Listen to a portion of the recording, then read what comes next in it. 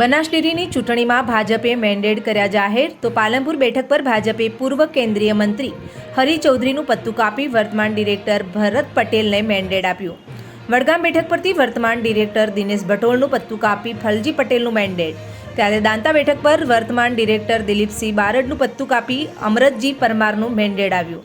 દાંતીવાડા બેઠક પર ભાજપ આગેવાન વિનોદ ભૂતળિયા સામે વર્તમાન ડિરેક્ટર પી.જે. ચૌધરીનું મેન્ડેટ, ત્યારે ધાનેરા બેઠક પરથી પૂર્વ ધારાસભ્ય અને વર્તમાન ડિરેક્ટર જે.કે. પટેલનું મેન્ડેટ।